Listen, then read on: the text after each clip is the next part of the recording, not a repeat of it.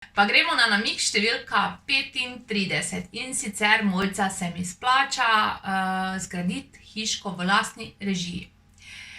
Odgovora na to vprašanje jaz nimam, oziroma se vam splača, če imate dovolj časa in dovolj denarja, pa seveda, če imate dovolj živcev. Zakaj to govorim?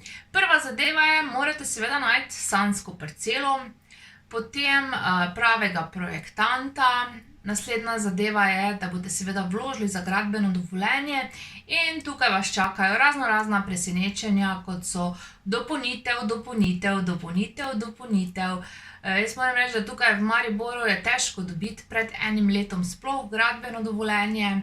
In potem še seveda naslednja zadeva, najti pravega gradbenika, ki vam bo to seveda zgradil v roku in seveda brez reklamacij, ker če ne, še vas na koncu čakajo reklamacije.